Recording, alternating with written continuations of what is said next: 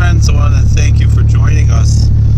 I was driving right now in the beautiful Pocono Mountains, and I officiated a little wedding in Bethlehem, Pennsylvania, and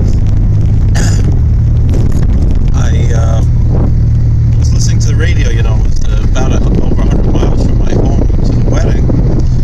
So as I'm driving, listening to the radio, I probably should be listening to Torah lectures instead, but I'm not as biased as I should be.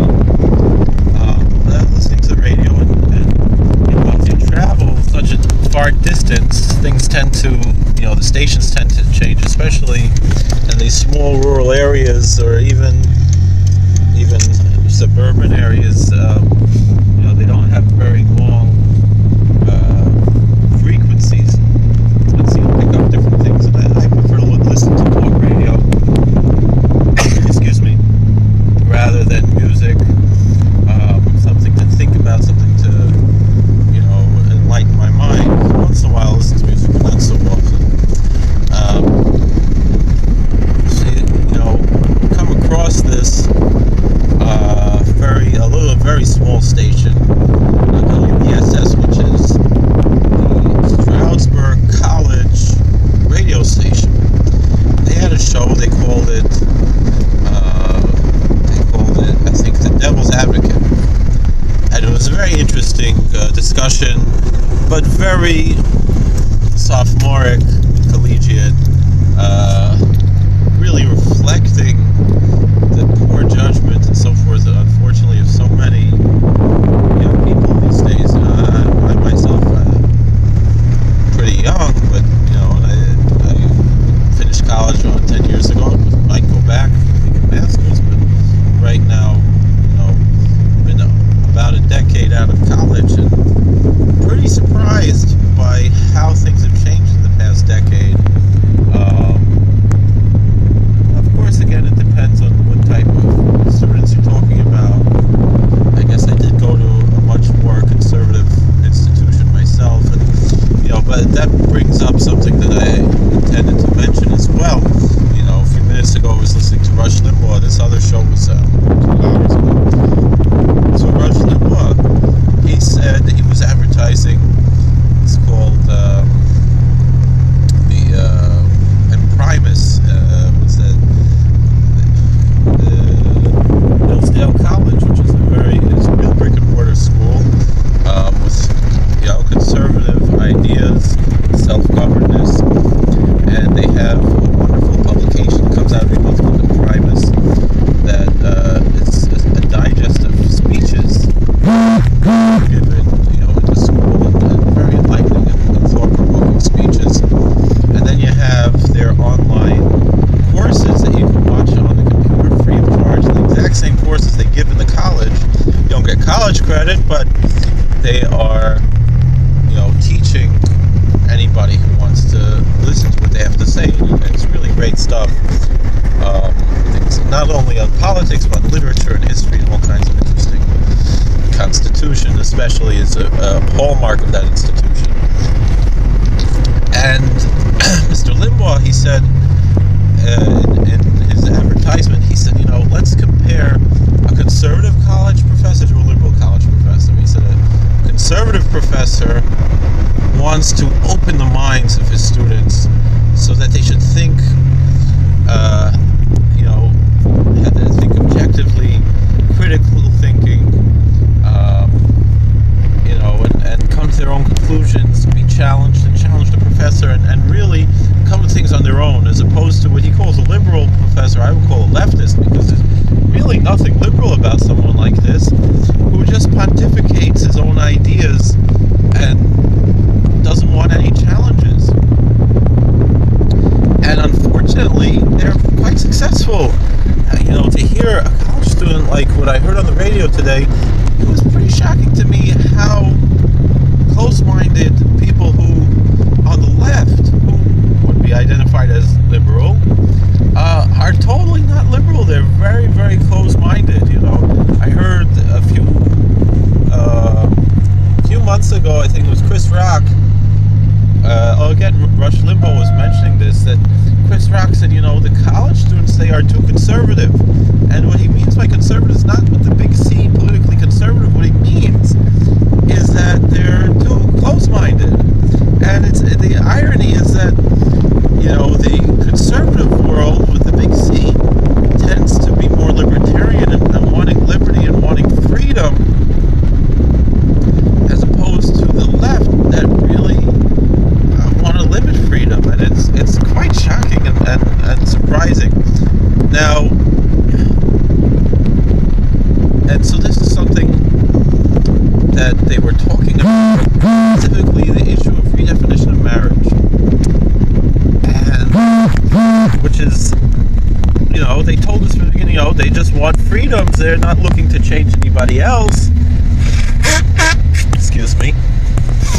They're just looking to have the freedoms to do what they want, and not be told what to do. And I can understand that. I might not agree. I might have a religious view that's different, but I can understand the idea of freedom. And also, alright, they wanted whatever benefits that are entered into whatever it is, but they weren't looking to be imperial. And many on the right have said, we're really scared of this because we see what happened in other countries, Canada, and many European countries, of how, and when you cross this bridge, then it becomes a fight against religious freedoms. They're like, well, yeah, but in America we have the First Amendment, so our religious freedoms are protected in a way that they aren't protected in other countries.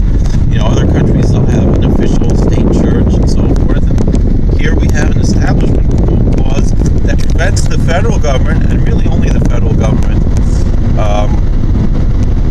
from establishing a federal church, as opposed to, in England you have the Church of England, and in Italy you have the Catholic Church, the official religion, and in wherever you go, Greece is the Greek Orthodox Church, and Romania is the Romanian Orthodox Church, and whatever, and all the different, each country would have their own state religion. Some would be specifically secular, France at one time was a Catholic country, but not too long after the American Revolution, they had the French Revolution. They had no official state religion after that, but they did not have the freedom of religion and in the way of what we have in the United States, where not only is there no establishment, but there's also the free exercise, and that the Congress can make no laws restricting the free exercise of religion.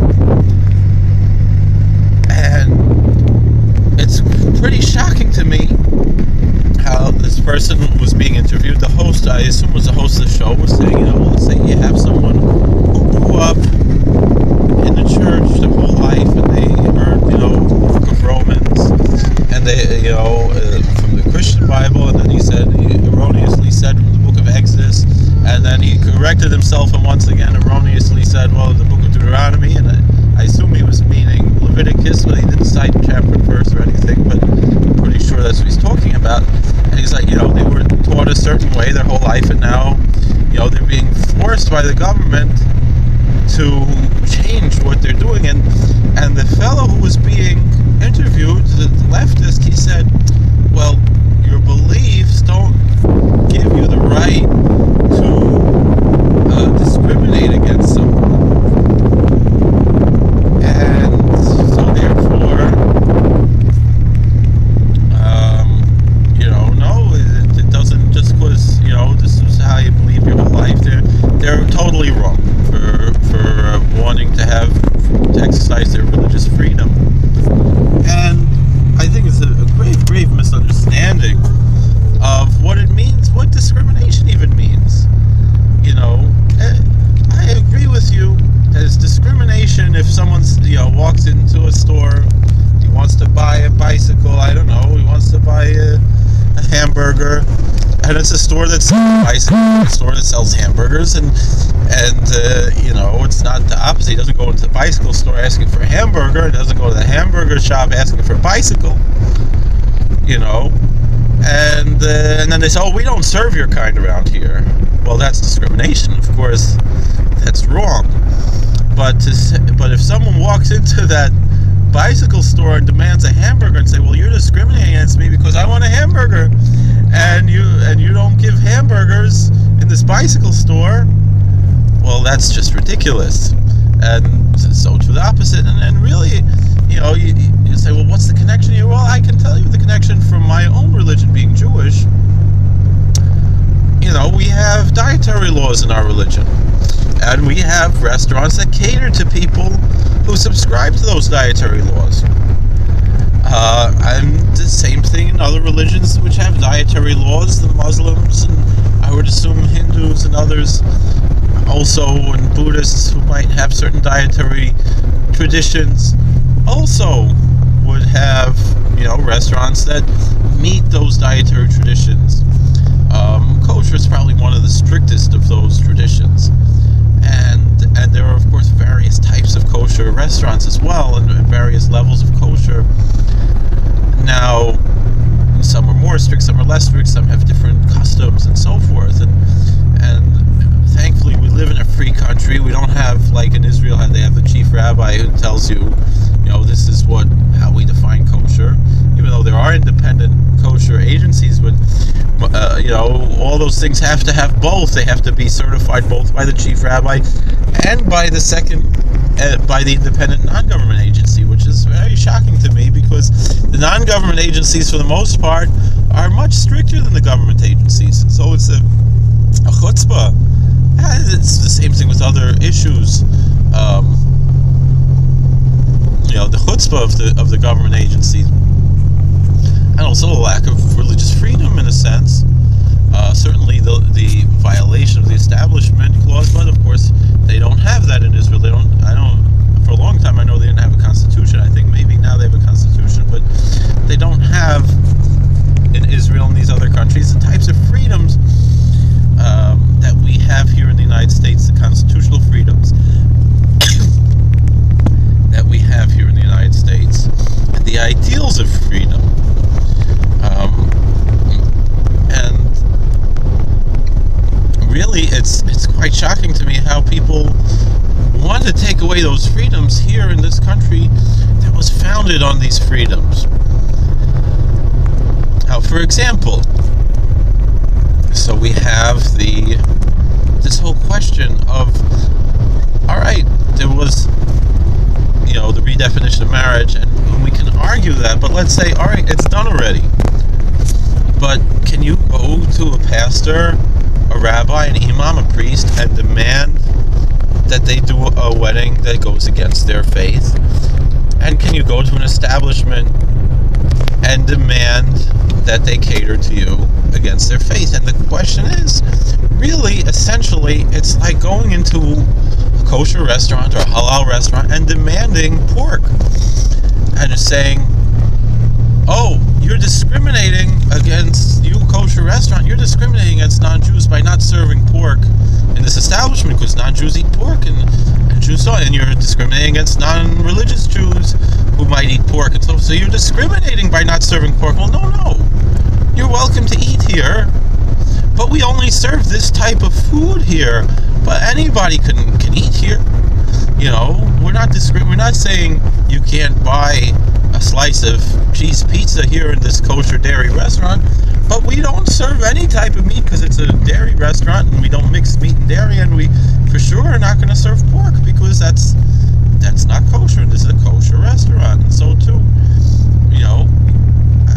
I think it's well in their rights to say, this is a Christian catering hall, this is a Christian catering business, and we're not going to say we don't serve people who identify as homosexual or engage in homosexuality, but we can say we do not cater to a wedding that goes against our values. That's,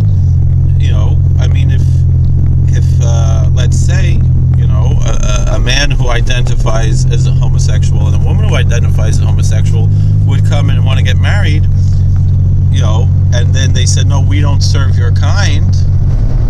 Let's say they want to get married for whatever reason, for legal reasons or for social reasons or whatever it is, for tax reasons, whatever it is, and they said, no, we don't serve your kind. Well, that would be discrimination. But to say, no, we don't cater to this type of wedding, we would lose our identity as a Christian catering hall, just like a kosher catering hall would probably lose their kosher certification over such a thing, or because the kosher certification is not just the food, and if a Reform rabbi wants to give their own kosher certification, well, we have freedom of religion in America, so you can call what you want kosher, but yeah, you should identify yourself as a Reform rabbi, so an Orthodox Jew wouldn't assume it's kosher. You're not engaging in any false advertising by saying, well, we're doing the Reform type of kosher, or not that Reform really has kosher, but the conservative movement certainly does have kosher, and it's different than the Orthodox kosher. And if you're a conservative Jew who observes the conservative, which has nothing to do with the political conservatism, by the way, it's just what's originally supposed to be like the middle of the road, but there's different things to discuss about that. It's not so. So the conservative rabbi might have a different standard of kosher than the Orthodox rabbi and his congregation, and he might give a hechsher, give a kosher certification to a restaurant, and an Orthodox person would probably not choose to eat there, and so forth, and they'll lose the business because of that, and whatever it is. But they might say, well, we want to be open on the Sabbath, or so forth, and so we have this is what we do, and I don't know if and we follow these these guidelines that permit, for whatever reason, different things, and that's the right. There's freedom of religion in America, and so I don't forgive the conservative movement from offering, if their rabbis want to offer kosher supervision, it's just not something I would eat, as a Hasidic Jew, an Orthodox Jew, so forth, or even a modern Orthodox Jew, whatever it is, they're just not something they would usually, or some might and some might not. Everyone has freedom of religion here, so it's the same thing, to go to there are plenty of different catering halls, there are plenty of different caterers, there are plenty of different ministers, and the company has the right to say no, and that's what we saw in the Hobby Lobby case, that a corporation does have religious rights. It's not just churches and synagogues and mosques and temples and so forth that have religious rights. It's not only individuals, but also, if someone owns a company, he can operate the company in accordance with his religious values, and it's just, again, there's nothing discriminatory about that. I mean, I spoke about the Hobby Lobby case in another video, but this is a different approach. This is a different question. Is it discriminatory to say, yes, we serve your type of people, but we do not provide this type of service. This is not a service we provide. And it's something that's pertinent, and in my faith, I am a rabbi, but I also work as a minister, and I minister to other faiths in weddings and funerals and other celebrations and officiations, but within the realm of my own faith. And so if someone would ask me to pray in the name of Jesus, I would say, no, I can't do that because I'm Jewish, and we don't pray in the name of Jesus, or in the name of anyone else. If maybe they want me to mention something about the stories about Jesus, that I that I might feel more comfortable with, but not to pray in the name, and it would be to my own discretion, to what point, and depending on, a teaching or something, that I might feel more comfortable with the Lord's Prayer, which nothing Christological in that prayer, and I'm not ministering to Jewish people, I'm ministering to Christians. Well, that's a different thing, maybe. Because, even though it's not something that we would do in our in our place, but it's not necessarily, against my faith, and so, I understand the boundaries of my faith and so forth, and the same thing, if I'm asked to perform a wedding that goes against my faith, I have to turn it down, even on a legal, secular standpoint, because the right that I have to perform, to have the power to pronounce someone man and wife in accordance with the laws of the several states, and each state and even certain municipalities have different laws. It comes generally by virtue of the fact that I am a member of the clergy who was duly ordained by my faith group.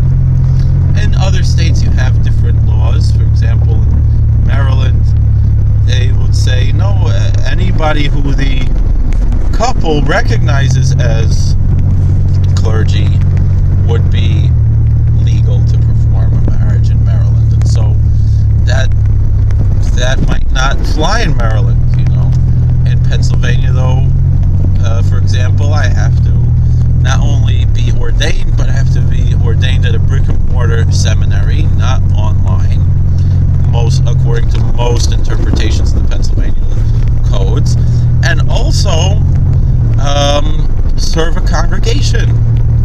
I could be an associate rabbi, or someone could be an associate pastor or so forth, assistant rabbi, so forth, but actually serve a congregation and not only, be ordained to do weddings, which other states permit, and each state has its own laws, and certain states require the clergy to be registered, as in Virginia, I believe West Virginia as well, and the Commonwealth of, and the District of Columbia as well.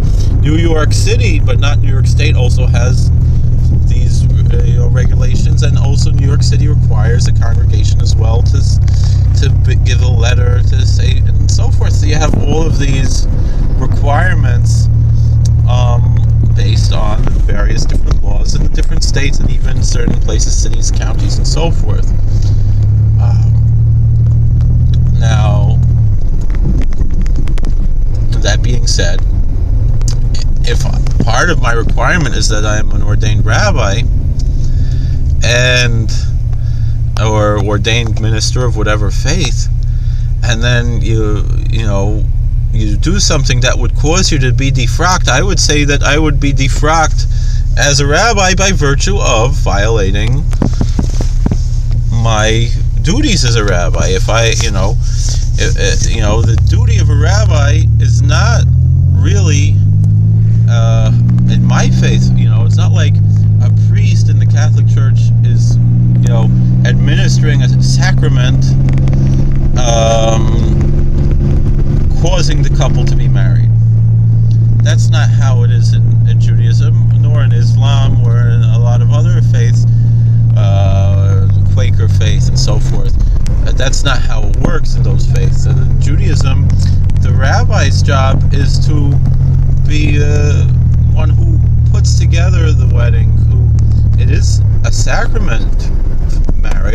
Marriage is a sacrament for Jews in Judaism. It's not considered a sacrament for non-Jews in Judaism, but there is recognition of marriage for non-Jews in Judaism, and by that virtue I do perform weddings for non-Jews as well, in my capacity as a rabbi within the laws of the state, of the several states. And the laws of marriage is basically, the rabbi's job is to make sure that these two folks are allowed to be married in accordance to the religion, much in the way how, and also to make sure that it's all done right, once, if that's what they want to do. And so, therefore, you know, in the Jewish religion, a Jew may not marry someone who is not Jewish. It's not considered a marriage in the Jewish religion, and we cannot redefine marriage in that way in the Jewish religion. It doesn't change. It's not considered, even though if the state might recognize such a marriage, but the Jewish faith does not. And so as a rabbi, I would not be able to officiate at such a wedding. And furthermore, even on the secular standpoint, if I would do so, that action would cause me to be defrocked, and so I would not have the legal qualifications according to the civil law to perform such a wedding. And so the wedding would not be legal and the same thing, a marriage between two men, whether Jewish or not Jewish, and between two Jewish women would also be forbidden, because of the prohibition for Jews to follow in the ways of the land of Egypt, which we find in Leviticus, and which the rabbis interpret in that way. And although it's perhaps a gray area for two non-Jewish women, whether it's prohibited or not. And not only that, but even among Jews. For example, if you have a Kohen who is a priest, a direct line, father to son, priests going back to Aaron, and he wants to marry someone who the Bible prohibits a priest from marrying, let's say a divorcee. And so therefore, if the priest marries a divorcee, his sons are not priests, and the Bible prohibits that. And so if someone would ask me to perform such a wedding, I would have to turn them down, or I would be defrocked. And so even from the civil standpoint, they would not be married. And so let's say, this man, he's a priest, and he wants to marry a divorcee. I have to say, well, I can't do that, and it wouldn't be valid. It wouldn't count for anything if I did, on all various different levels, both in God's law and in rabbinical law and in civil secular law. It would not be an actual marriage. There are different issues behind that. How do we define a divorcee and so forth, and that's seen in the lens of the Jewish faith. But you can't say that I'm being discriminatory by not providing the service of marrying the Kohen, the priest, to a divorcee. It's just not a service that I perform. Do I perform weddings for people of other faiths? So why can't I just do a civil wedding just like I would do for another faith? I'm discriminating. I'm discriminating against Jews, because I'll do a civil wedding for non-Jews, and you would assume I wouldn't do a civil wedding for Jews. Or if let's say they were married by a rabbi, or they're going to get married by a rabbi, I would also do the civil wedding for the Jews, because they're going to get married maybe by another rabbi, but they want to get the marriage done, but only because I know that they're allowed to be married, and so they'll be married legally by the state and not legally married religiously until the point where they do get married religiously, but they will, and there's different ramifications to that, and I make choices when I do such a thing, when I don't do such a thing, based on religious values. So it's really incredible that someone could claim that by this they are being discriminated against. There's no discrimination going on here. Again, if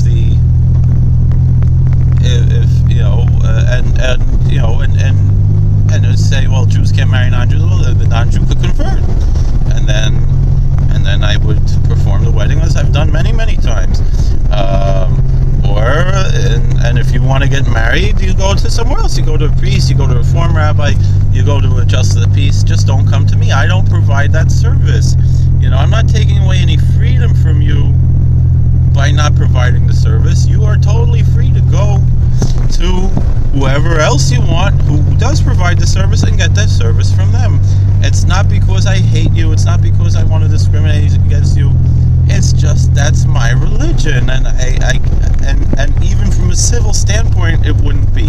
Now, the argument of the civil standpoint might be a different story when it comes to kosher, but the same thing, the kosher supervision generally is not just for the food. A lot of rabbis, I would hope, no rabbi would say, well, you have a restaurant where all the food's kosher and they're closed on the Sabbath and they meet all the laws, but they have improperly dressed women dancing around, or maybe undressed women dancing around.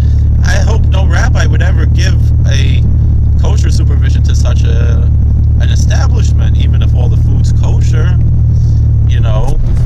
And I mean, if the rabbi wants to, he has freedom of religion to do whatever he wants, and I would assume the most, pious people would, not eat in such a place,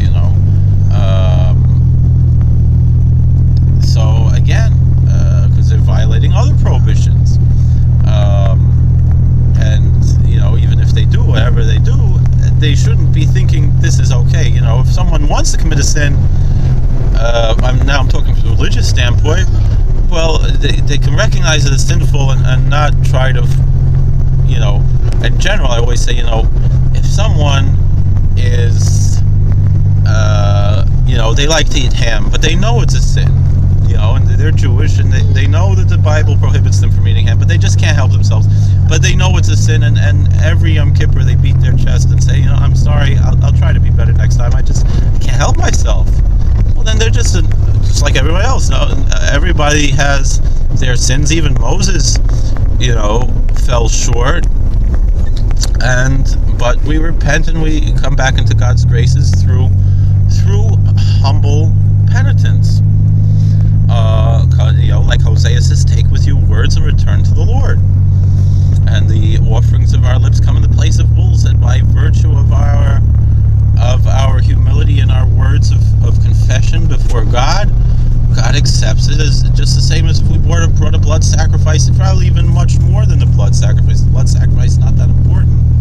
What really matters is the change of heart, and even if not the change of deeds, what we have to try to do, at least the change of heart, the humility, and the recognition that the actions that they did were sinful. And I'm at least, right now I'm going to try to be good. And if I fall again, so I fall again. But at least I started with a clean slate,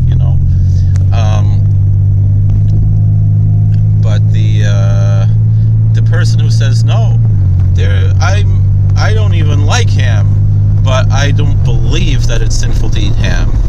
And if someone wants me to say a blessing over ham for them, I'll say the blessing for them, and I'll serve it to them in a religious context. Serve them the ham because they like ham. I don't like ham, but I don't believe it's a sin. That person is a heretic. I don't know. I'm talking from a religious standpoint as a Jew, and of course, you have different religious views, so that you have freedom of religion to believe differently. I'm just telling you what I believe. Well, so that person is a heretic, which is much worse than a plain sinner. Sins of heresy in the Talmud are considered the worst sins.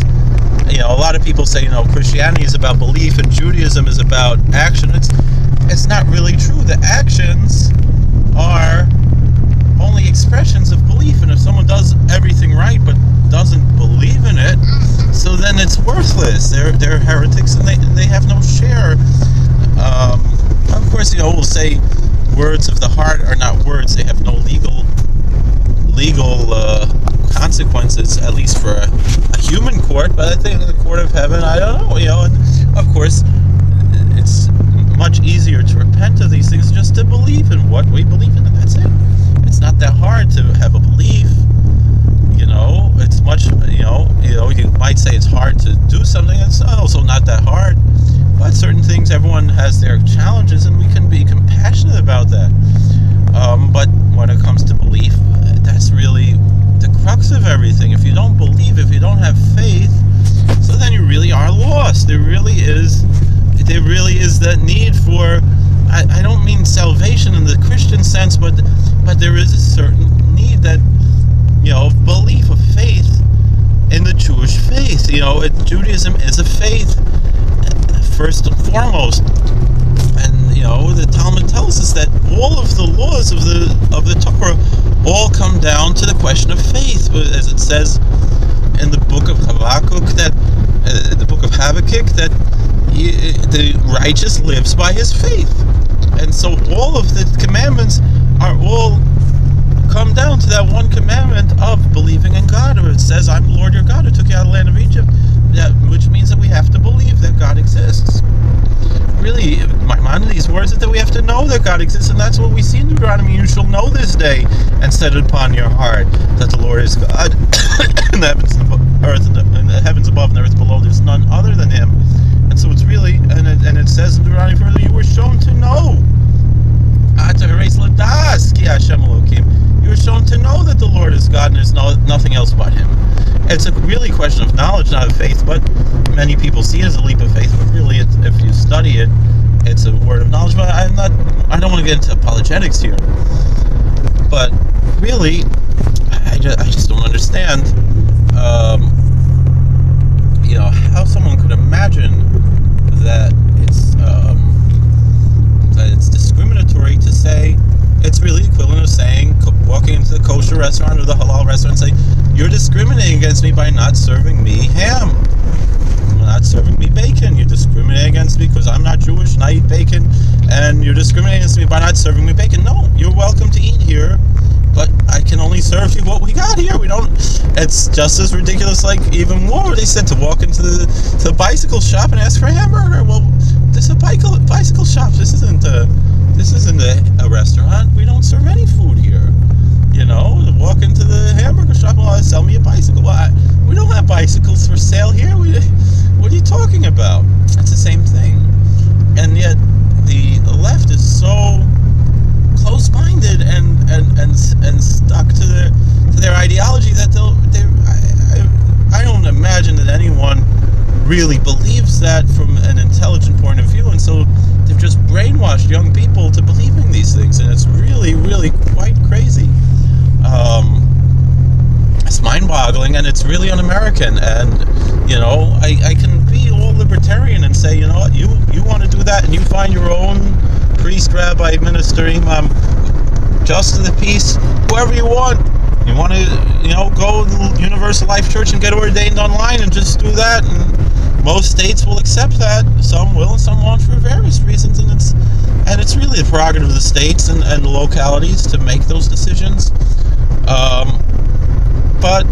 Or you want to start your own church or whatever it is, and then have laws of marriage in your church, and you're really sincere about it, there's nothing wrong with that. Or in the states that say, anybody can perform a marriage, or, and there's laws about it, so then you find somebody else. You get one of your friends to do it in many states, in many places. And even if you want your friend to do a ceremony for you, but it's not recognized by a state, every state has justice of the peace. You go to some form of justice of the peace. Some might be more difficult to come by than others, but you go to the justice of the peace, and that's it,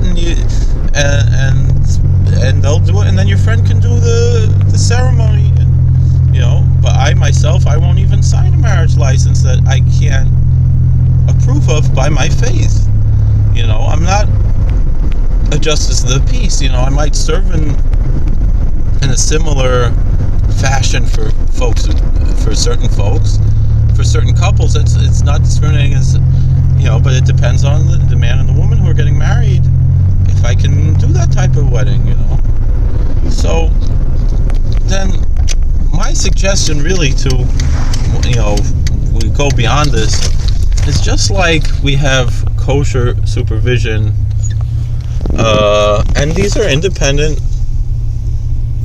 just an independent organization, non-government, that supervises kosher. In New Jersey, they have their kosher law. I think is really wonderful, because they say, you can define whatever you want as kosher, but just tell us what you define as kosher. All right, so that's fine.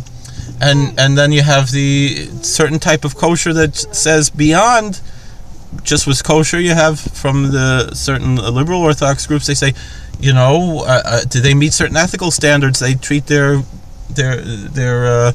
their workers right and so forth. And I can understand that. And so too, I think really Christian groups that want to have, this is something that they, do you want me to get out of the way? Or is it? Oh, you're on the other side. They want to have their own thing. Do that. Have some kind of supervising, authorizing agency that says, this is an authorized Christian,